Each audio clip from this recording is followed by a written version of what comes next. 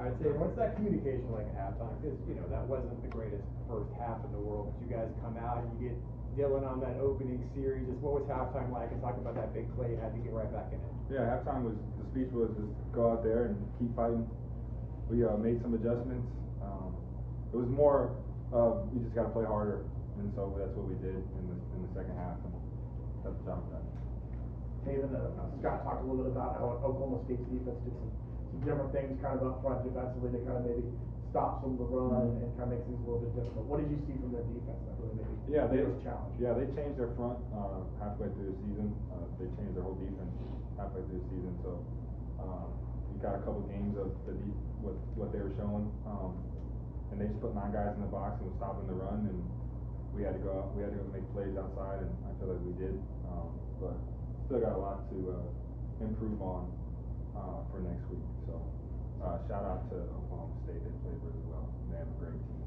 So what didn't work for you in the first half that you corrected and came out better in the second? I just think our spacing in the pass game wasn't the best. We were blocking great up front. Pass protection was great all night, and we just got to be better on spacing. I got to be better on my reads, getting the ball out when I need to get the ball out, and run when I need to run. So I kind of want to follow up on that as well. In the fourth quarter, you were making a lot of throws outside of the pocket on the run. You had a really good one, so I believe it was weighted. Talk about that for you, and just the ability yourself to make a play on improvising. Yeah, it was a great play by Layden, knowing the situation and knowing that he has to get to a spot. He was like the second, third read. My first read got hit at the line of scrimmage. So great play by Layden getting open, and it was easy for me to just give him the ball. So and great protection. How confident were you in knowing in that situation? I knew he was going to make it. And how important? I think we knew he was going to make it when it was 4 minutes. And we just knew he was going to make it. How important was it to see a senior step up in a big moment? Yeah, it was great. It was a great opportunity for him. I think this is his first game here in UCF, so it was great for him. Way to step up and make the kick. So great job by Noe and great job by the defense. Yeah, shout out to the defense all year. So. Tayven, we saw you coming off the field in the first half there, a little ginger with one of your legs there. Just how has he been holding up with that, and how you kind of play through when you have something like that? Yeah, I mean both of my knees are not 100%, but it's whatever. It's football, so just gotta walk it off and keep going because I feel I'm the quarterback, and if I show weakness, then the whole team will see it, and I don't want that. Is it great to have support there and your receivers? Dylan Wade goes and gets 88 yards after catch for you there. Yeah, that's the type of receivers that we have. We can make those. Every receiver in our room can have those days. So it was great for D Wade and Wade to come big tonight, and shout out all the other receivers too. They didn't have a lot of yards, but they made big plays. Like Speedy made a great play on a rollout to get us a 4th and 1 to convert. You know what I'm saying? So great job by that. What has changed for you in terms of finding the sticks when you're running? Earlier in the year, you could stop a couple times a yard or so short. Yeah. In those moments. So what's kind of changing? How have you started to kind of see the field when you're running? Yeah, I think that just comes with just being comfortable. That's not really my game, is running. I like to throw. I feel like I'm better at throwing, but I need to get better at running the ball and show Coach Foss and our offense that I can run and make plays when we need to make plays.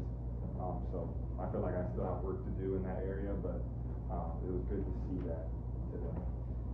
Dylan Wade is the leading receiver for the team after today's game. Just what's been working well between you guys this season? Yeah, he's an athletic tight end, and he reads the defense well, and he plays in space, and he plays the grass. He's not a receiver that will run the route like our install picture tells him to, but he'll just run the space, and I feel like I have a connection with him, and I know what he's going to do, and he gets the job done. So. In the second half, 75% completion rate, nearly 200 yards, and then those runs where it's just a backdrop to drive through. How did that build the confidence in you, as well as what did you see in the defense that really opened up the passing game for you? Yeah, again, I think that we just had a great, we adjusted really well at halftime, and we kind of got in our call sheet a little bit and great play calling by Coach Frost and Coach Coop. And the receivers, man, they were running hard and they got open, and it was easy for me to find them, and they made great catches and great yak yards too. So it was a team effort.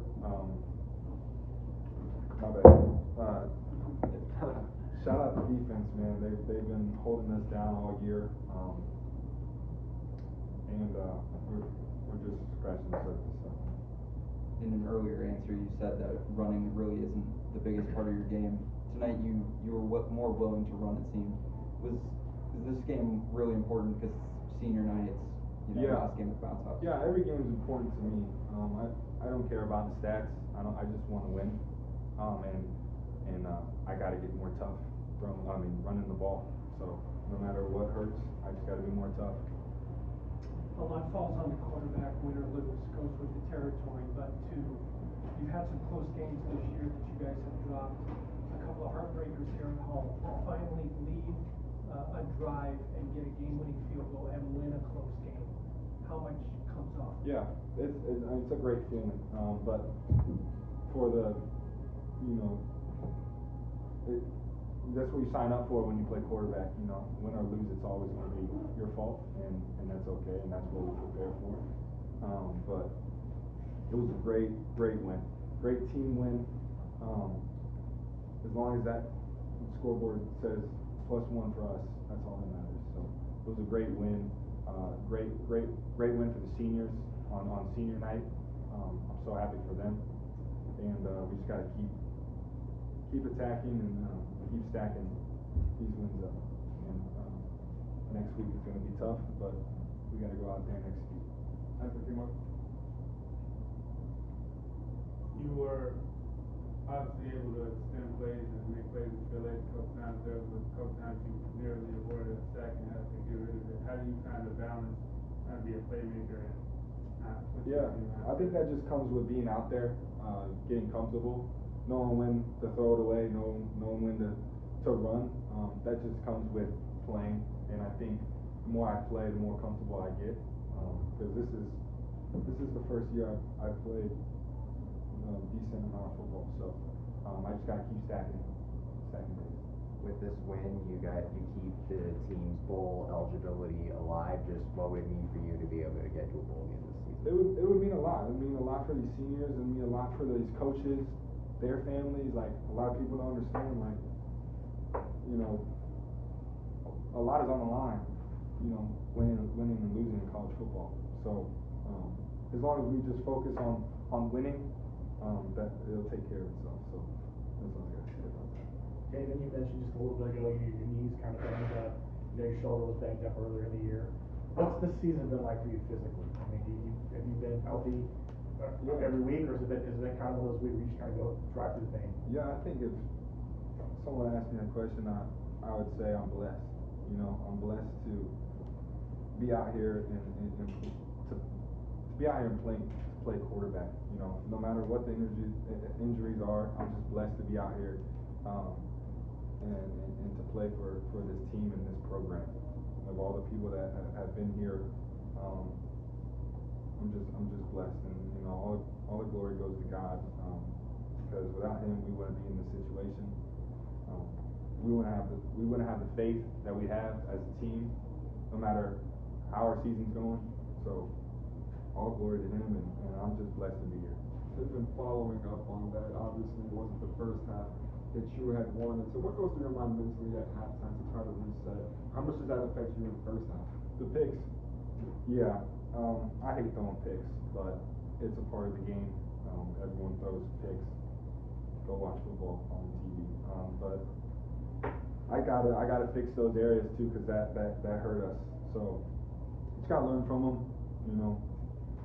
I don't like throwing them, but it is what it is. We have one play mindset, so I didn't really think about it after I threw it. Your teammates refer to you as like a next play guy. It doesn't matter what you did last play. So what does that confidence from your teammates do for you to kind of get back grounded? Yeah, that gives me confidence because they know that I'm not going to dwell on a play that happened, last play. So I've learned that throughout my college career, and Coach Millen did a good job of installing that into my thought process. Last one, did you notice the shirtless section? I did notice that shirtless section. Yeah. Shout out the UCF fans, students, man. No matter how this year is going, they showed up. So. They get a little credit for rallying you guys? Oh yeah. Oh yeah. And shout out to the fans too. I mean, we try to get the fans going because it was the last, when they got the ball, 50 seconds left. The fans brought great energy. And I know it's hard as a quarterback when the atmosphere is yelling and it's loud. It's hard to think and it's hard to get the play call in. So shout out to fans. Thanks, David. Thanks, David. Appreciate it. Everybody, thanks for coming.